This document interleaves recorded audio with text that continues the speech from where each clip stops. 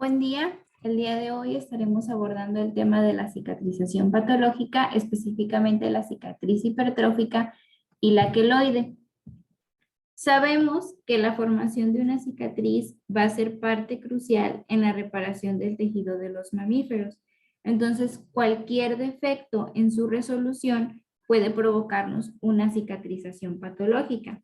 Estas cicatrices, a saber, las hipertróficas y las queloides, se definen como lesiones fibróticas cutáneas comunes que se van a caracterizar sobre todo por la acumulación tanto de matrices extracelulares, por ejemplo, colágeno tipo 1, así como de células, por ejemplo, los fibroblastos.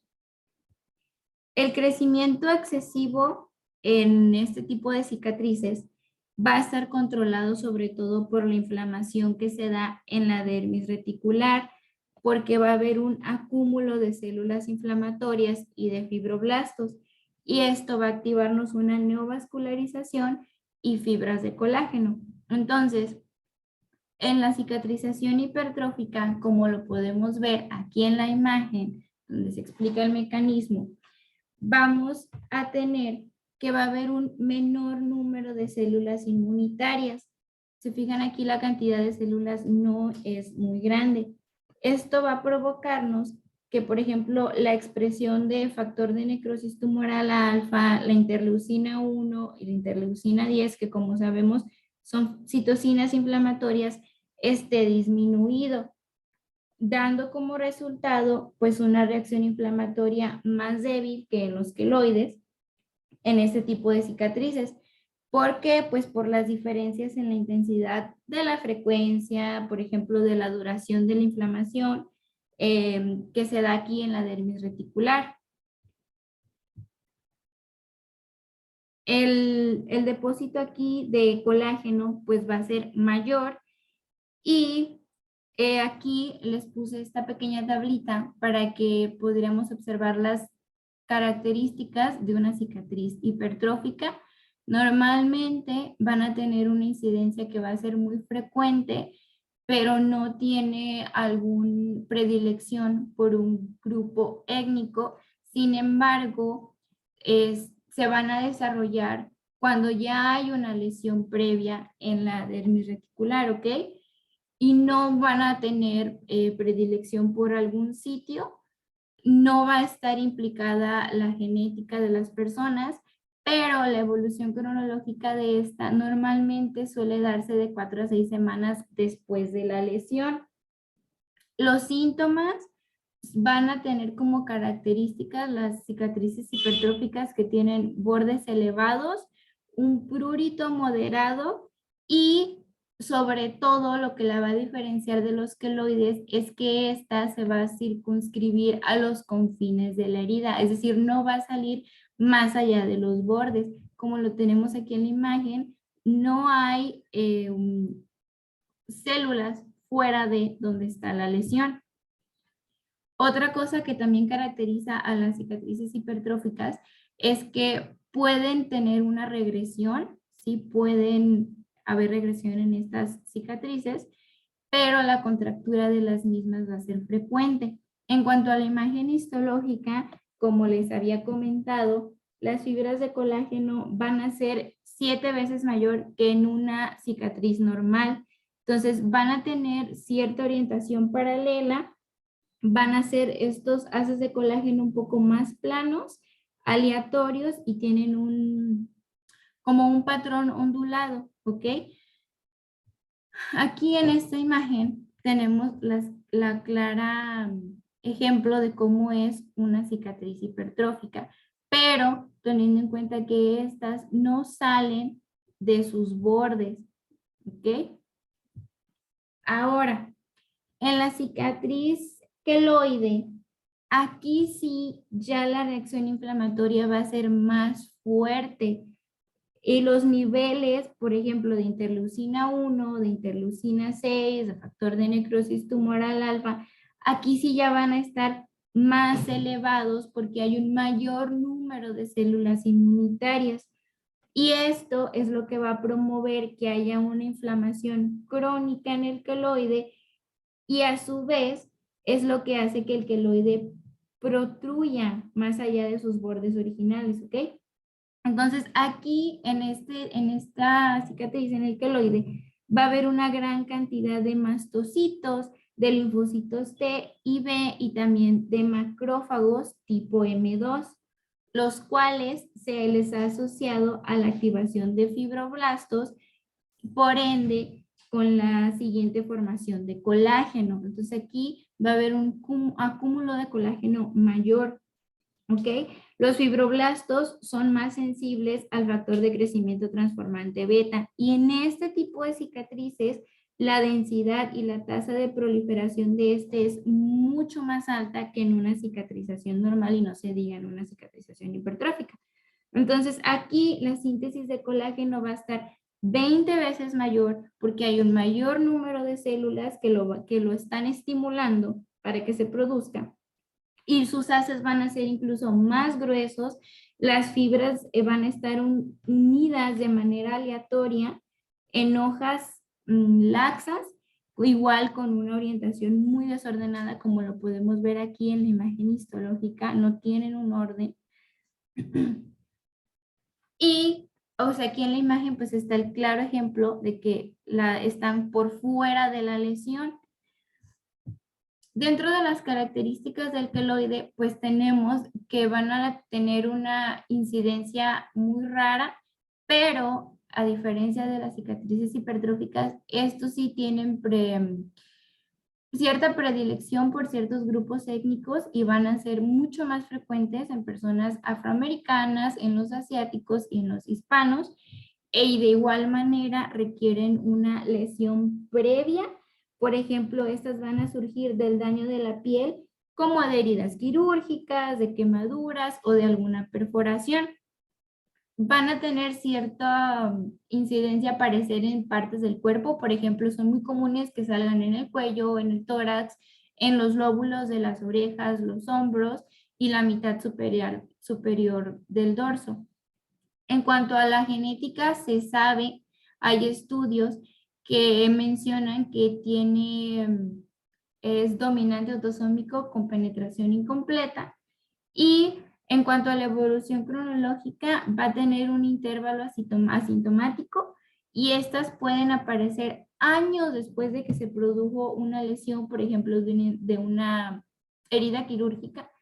Puede que no aparezcan al mes o a los 2 meses, pero sí pueden aparecer a los años. En cuanto a los síntomas, estas van a presentar dolor, prurito, puede haber hiperestesia y, como les menciono, lo que caracteriza al queloide es su crecimiento más allá de los bordes de la herida, que es lo que siempre puede estar como causando molestias. No van a tener una regresión. Es muy raro que un queloide tenga regresión. Y en cambio, a diferencia de las cicatrices hipertróficas, estos sí pueden, no presentan contractura, perdón. Y como ya les mencioné en la imagen histológica, pues vamos a tener una imagen hipocelular con fibras de colágeno muy gruesas que van a estar onduladas con una orientación aleatoria, no tienen un orden como tal. Y aquí tenemos la imagen de los sitios donde mayor incidencia tienen los queloides. Y si podemos observar, están muy fuera de los bordes, pueden incluso llegar, salir de su lesión inicial y establecerse en algún otro lado de la piel. Aquí, por ejemplo, tenemos un queloide en el cuello que ya está por muy fuera de los bordes y con una inflamación pues más mayor. En cuanto a las escalas de valoración de las cicatrices hipertróficas y de las queloides, vamos a tener que estas lo que nos van a permitir principalmente es una evaluación y medición de la gravedad de una cicatriz y nos va a permitir monitorear el proceso de curación del paciente. ¿Para qué? Pues para permitirnos un mejor tratamiento y una mejor calidad de vida del paciente. Va a haber ciertas escalas que nos van a permitir valorar una cicatriz puntuándola en diferentes aspectos de la misma. Por ejemplo, en una revisión realizada por integrantes del equipo de Advanced in Skin and Wound Care, este artículo que tenemos por aquí, un artículo de nombre Herramientas subjetivas para la evaluación de cicatrices por quemaduras, una revisión integradora, arrojó que una de las escalas más utilizadas para la valoración de las cicatrices es la escala de evaluación de cicatrices del paciente y del observador, o POSAS, como se le conoce comúnmente. ¿Cuál va a ser su propósito? Pues evaluar el aspecto de la cicatriz y también asignar un peso a la opinión del paciente respecto a las dimensiones de la escala.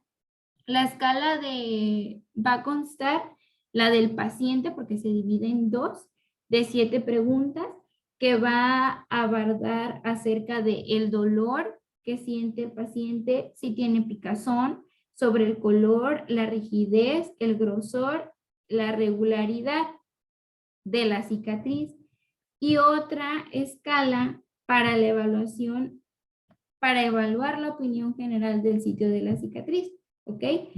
En el caso de la escala del observador, va aquí a evaluar aspectos, por ejemplo, la vascularización de la herida, la pigmentación, su grosor, cómo está su relieve, la flexibilidad que tiene y el área de superficie. Va a constar de un sistema numérico de 10 puntos, donde 0 va a ser una cicatriz comparable a una piel normal y 10 va a ser la peor cicatriz imaginable. Otra de las escalas también que arrojó la investigación, que es muy utilizada, es la escala de Vancouver, y su propósito va a ser evaluar la calidad y el aspecto general de la cicatriz. Esta va a constar de 4 variables a evaluar. Una de ellas va a ser la vascularización, donde 0 va a ser una piel de color normal y 3 va a ser una piel con aspecto violeta. Otro aspecto que evalúa es la pigmentación. También evalúa la flexibilidad, si la herida está normal, si tiene una flexibilidad moderada, una flexibilidad ligera, si es firme o si ya hay tejido como cuerda o ya tiene una contractura total la herida, ¿ok? Y también evalúa el espesor de la misma. La puntuación va a ir de 0, como una cicatriz normal, a 14, que ya va a ser pues una cicatrización claramente patológica, o como en lo anterior, la peor cicatriz imaginable. Cabe mencionar que el aspecto, por ejemplo, de la contractura va a depender mucho del sitio donde se encuentre la herida. Si es, por ejemplo, en una articulación, que tenga más movimiento, para ver qué tan expuesta va a estar la cicatriz.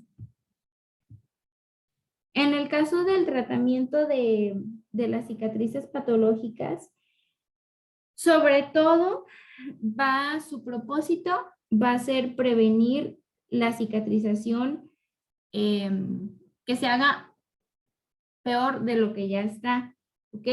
Pero las opciones terapéuticas son aún limitadas. Entonces, hay diferentes tratamientos, y uno de ellos es, por ejemplo, la decisión aislada, pero si se realiza una decisión aislada de este tipo de cirugía, sobre todo en el queloide, tiene una tasa de recurrencia. Entonces, pueden quitarla, pero después puede regresar incluso peor de lo que ya estaba, entonces no se recomienda tanto. Lo que puede causar menos recurrencia es una ablación quirúrgica, pero siempre en combinación con otros tipos de tratamiento, no solos. Por ejemplo, lo podrían combinar con una inyección intralesional de corticosteroides o alguna aplicación tópica de hojas de silicón. En el caso del tratamiento quirúrgico, es más que nada para reducir las lesiones grandes, pero no para quitarlas en su totalidad. O también el tratamiento quirúrgico se puede tomar como un tratamiento de segunda línea si hubo un fracaso previo de otras modalidades. En cuanto a la aplicación del silicón, vamos a tener que este es un tratamiento más adecuado para los niños y otros pacientes que tienen cierta intolerancia al dolor. Otra opción terapéutica es, por ejemplo, inyecciones intralesionales de corticosteroides, que lo que van a hacer, pues, es reducir la proliferación de fibroblastos para que haya una menor síntesis de colágeno y glucosaminoglucanos y un menor proceso inflamatorio. Normalmente, este tratamiento es la primera línea en el caso de los queloides y la segunda línea en el caso de las hipertróficas cuando otros tratamientos fallaron. Otra alternativa también es, por ejemplo, la radiación combinada con escisión quirúrgica, pero esta aún está en proceso de investigación y tiene que reservarse sobre todo para adultos que tienen cicatrices muy resistentes, donde otros tratamientos ya fallaron. Esto debido a que la radiación pues implica ciertos riesgos para el paciente. También pueden aplicarse el uso de retinoides tópicos. Como podemos observar, los tratamientos van a estar centrados más que nada en la reducción de la inflamación y la contracción de la herida, así como restablecer la función del área si es que la cicatrización ya tiene cierta contractura, aliviar los síntomas que éstas pudieran producir, también ayudar con el aspecto estético del paciente y evitar la recurrencia de las mismas. Por mi parte, sería todo. Aquí están las fuentes bibliográficas que yo consulté, los artículos que me sirvieron para abordar este tema y pues muchas gracias.